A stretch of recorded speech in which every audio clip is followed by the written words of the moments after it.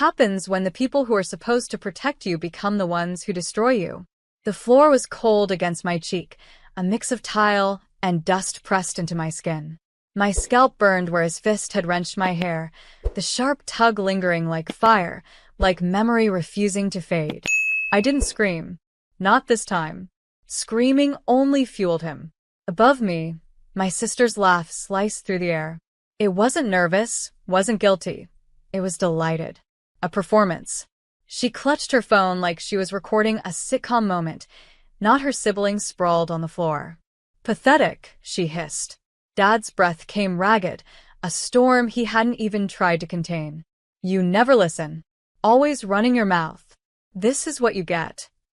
The doctor stepped in then.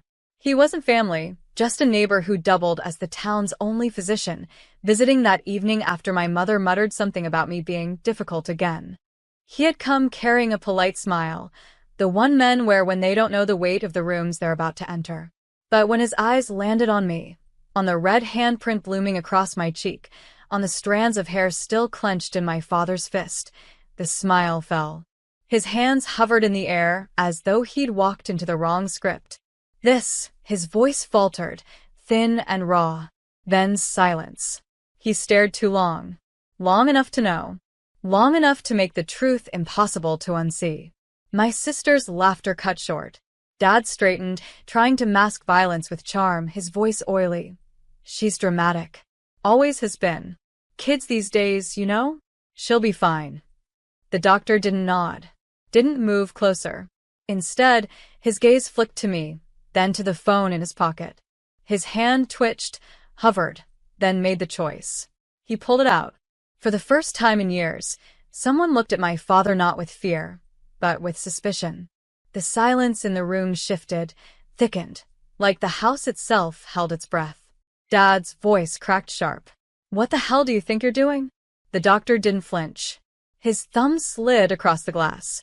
The faint glow lit his face, and I realized he wasn't calling family, wasn't calling a friend. His voice low, steady, he muttered into the receiver. Yes. I need to report suspected abuse. Immediate intervention required. Time slowed. My father's rage froze mid-step, balanced on the edge of denial and exposure. My sister's smirk faded, her world cracking under the weight of something she couldn't laugh away. And me, for the first time, flat on that cold floor, blood ringing in my ears, I felt something I had never associated with this house before. Hope. The room snapped into fragments after that.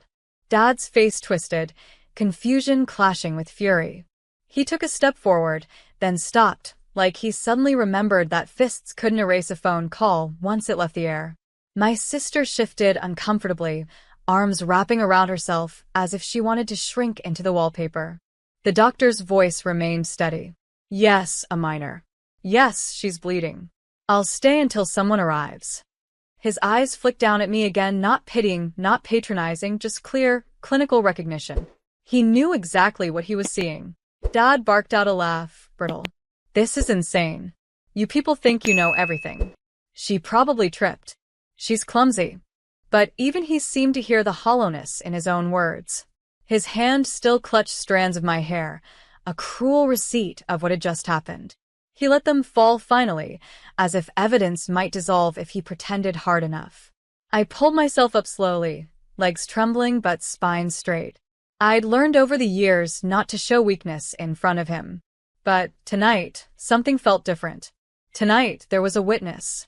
My sister muttered, "You're making a scene, Dad," but her voice carried no conviction. For once, she wasn't the audience laughing along. She was scrambling, sensing that her usual role, the one where she played loyal sidekick to his cruelty, was shifting under her feet. The doctor crouched beside me, gently tilting my face toward the light without touching me. "You're safe," he whispered, too low for my father to hear. The words didn't feel real, not yet. Safe wasn't something I'd ever known in these walls. Then headlights cut across the curtains. A car door slammed. Heavy boots against the porch. My father's head snapped toward the window. His voice wavered. "You call the cops?" The doctor stood, taller than I'd noticed before, his presence filling the room in a way that rivaled my father's looming shadow. "I called someone who listens," he replied calmly. The front door opened without ceremony. Two officers stepped in, their radios crackling faintly, eyes sharp, movements brisk. My father puffed up, shouting about rights and lies and family discipline. But his words sounded like the hollow echoes of a man whose kingdom was already crumbling.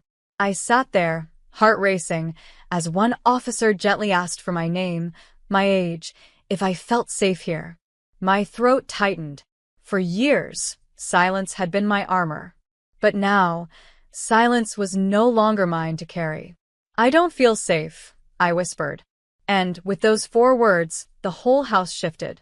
The air felt different after I said it, like I had cracked a window in a room that had been suffocating me for years. The officer crouched low, his face softening in a way that contrasted against the rigid black of his uniform. "Thank you for telling us," he said, writing quickly. His pen scratched against the paper, each sound louder than my father's huffing, louder than my sister's shallow breathing. Dad slammed his fist against the wall. "She's lying. Always has been. She's ungrateful, spoiled. I give her a roof, food. This is how she repays me?" The other officer, taller and sterner, stepped between us. His voice didn't rise, but it carried weight. "Sir, we need you to calm down. Now." My sister's laugh, usually so sharp, came out cracked, broken. "It's not that serious. She probably hit herself. She does stuff like that." For attention. Her voice was shaking, the cracks showing through her rehearsed cruelty.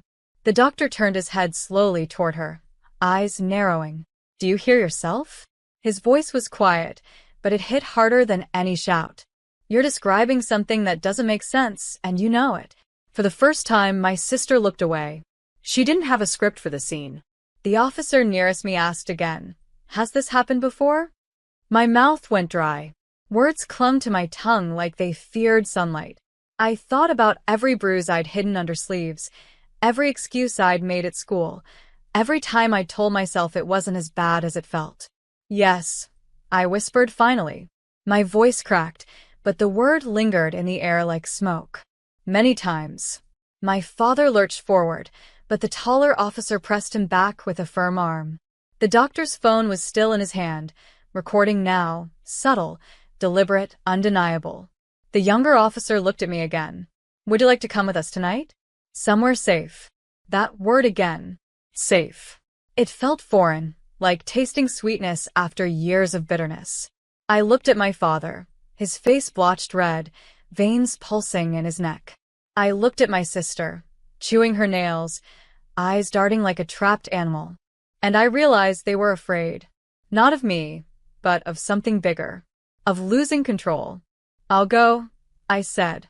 My voice steadied this time. "I don't want to stay here." The officers exchanged a look, then nodded. One of them radioed in for backup, the static buzz filling the silence. My father sputtered, rage spilling from him in half-formed threats. But the walls no longer carried his voice the way they used to, because tonight, the walls were listening to me instead. The night air hit my skin like I'd been underwater for years and finally broke the surface. The officers guided me outside, their presence steady, but not suffocating.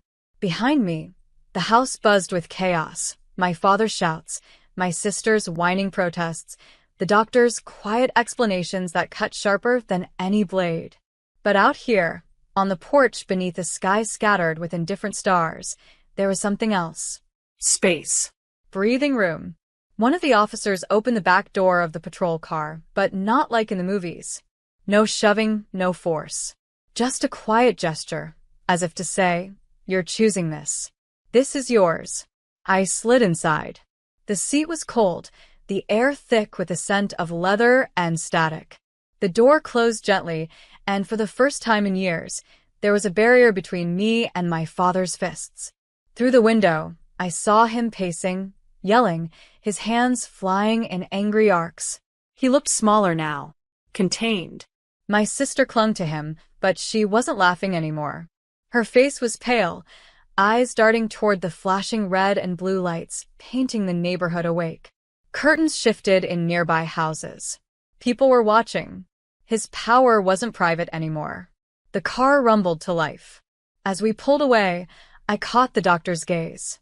He stood on the porch, phone still in hand, chin lifted slightly, as if he knew he'd changed the trajectory of something bigger than tonight. He gave the smallest nod, not of pity, but of recognition. A witness who refused to be silent. The city blurred past, neon signs and darkened storefronts streaking across the glass. I pressed my forehead to the window, letting the vibrations steady me. My hands shook, but not from fear. From release. From possibility. At the station, the air smelled of coffee and paper. They didn't shove questions at me all at once. They asked gently, offered water, let me sit in a room where the clock ticked steady instead of my father's footsteps. They gave me forms, but more importantly, they gave me choice. Do you want to press charges? An officer asked. His tone wasn't loaded, not pushing. Just laying the path in front of me. I stared at the pen they set in front of me. It looked small, harmless. But tonight, it felt heavier than any weapon. My father had always controlled the story. But this was me taking the pen back. I wrapped my fingers around it. The ink bled onto the page, carving truth where silence once lived. And for the first time, I realized revenge didn't always look like fire. Sometimes it looked like ink. The courtroom smelled faintly of varnished wood and nerves. Weeks had blurred into a haze of paperwork, appointments, whispered conversations with people who kept calling me brave, even when I didn't feel it. But now, sitting here, my palms pressed against the cool wooden table, I understood something. Bravery wasn't about not shaking. It was about showing up, even when every muscle begged me to run. Across the aisle, my father sat in a suit that didn't fit right, shoulders too tight, anger simmering just below his forced calm. My sister perched beside him, her arms crossed, eyes hard. But the confidence she used to wear like armor was cracking.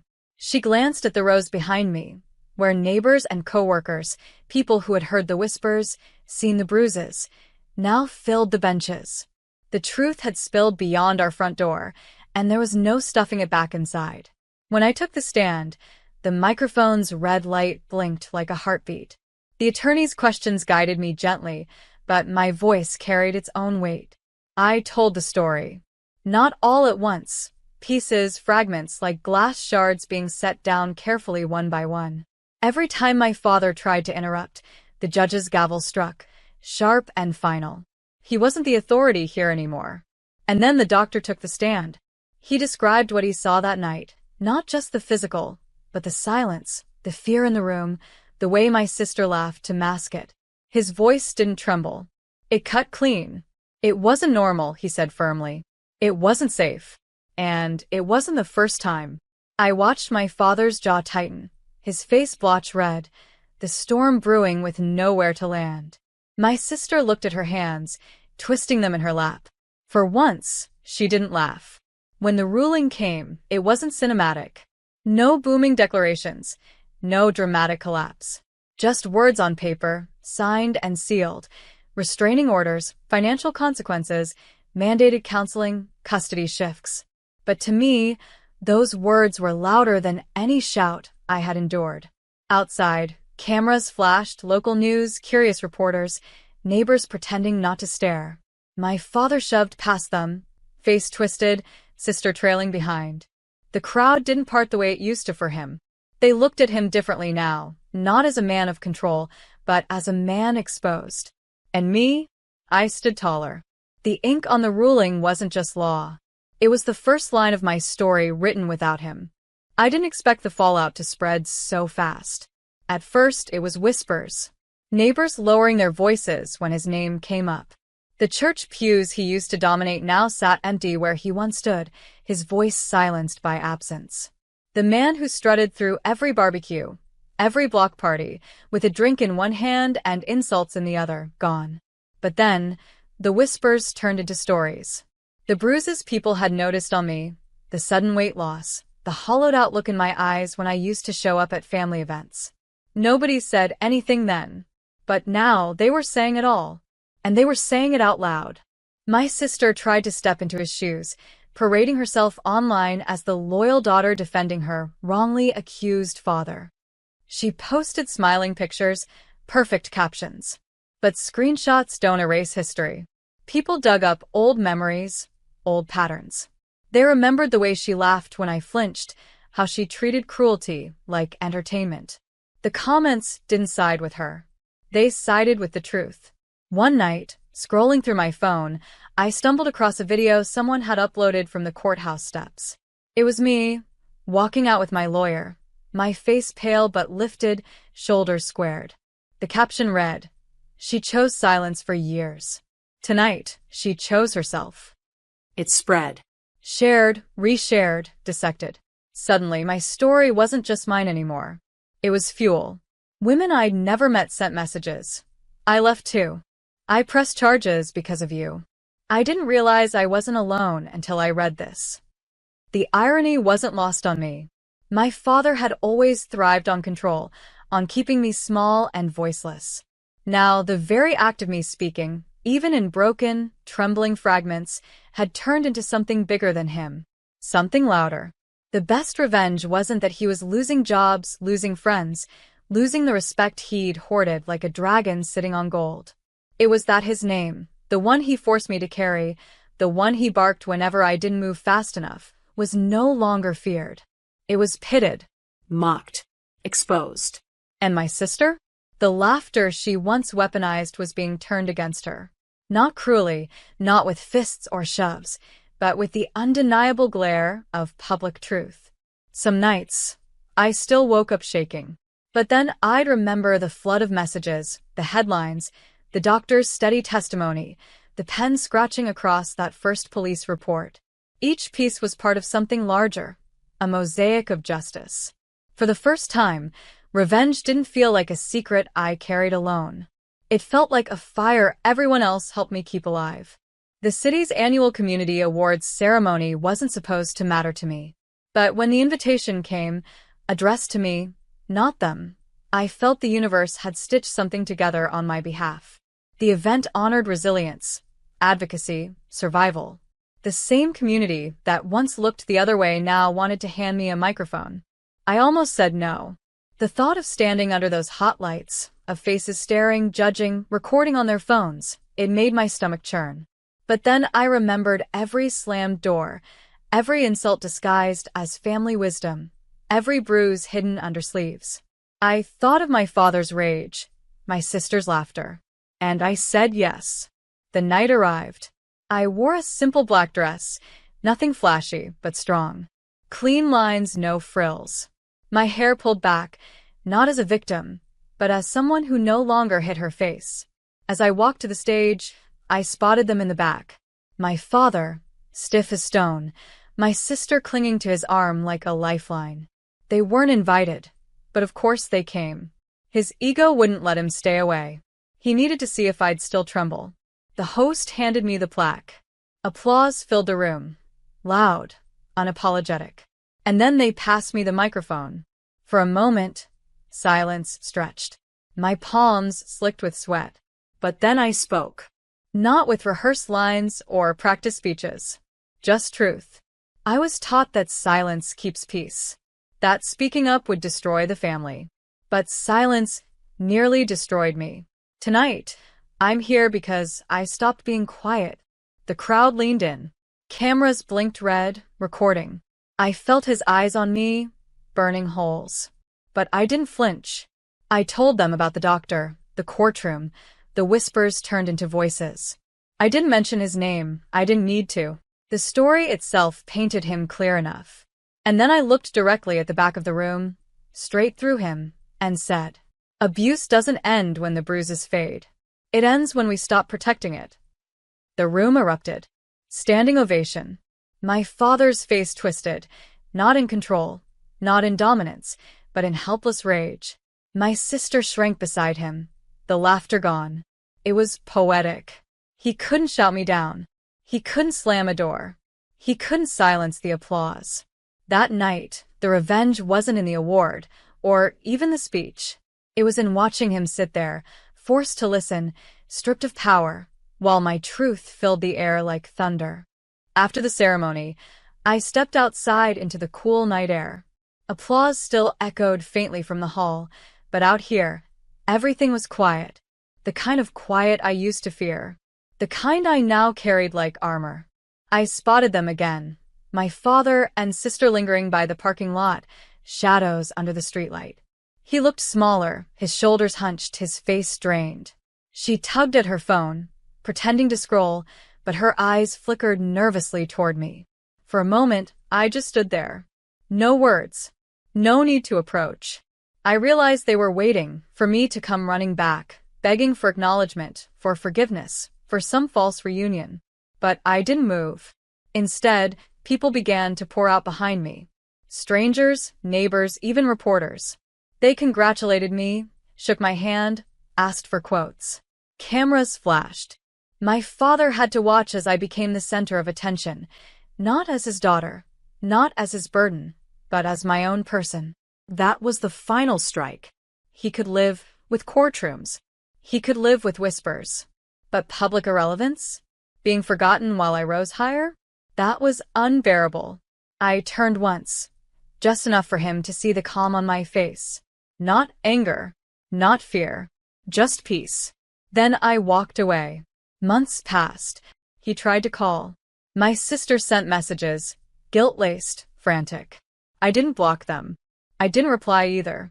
Their words sat unread, stacking higher and higher, until my silence became its own kind of sentence. Poetic revenge wasn't loud. It wasn't destructive. It was absence.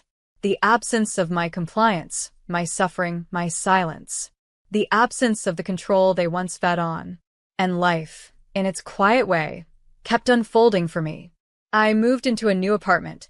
White walls, wide windows, sunlight spilling in. I kept the award on a small shelf, not as a trophy but as a reminder. Survival is louder than abuse. One morning, I brewed coffee, sat by the window, and watched the city stir awake. My phone buzzed with another desperate text. I turned it face down, smiled softly, and whispered to myself, what happens when silence is louder than revenge? I finally knew the answer. It happens now.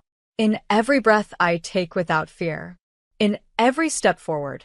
In every moment they sit in their own shadows, waiting for a response that will never come. The final act of revenge wasn't fire or fury.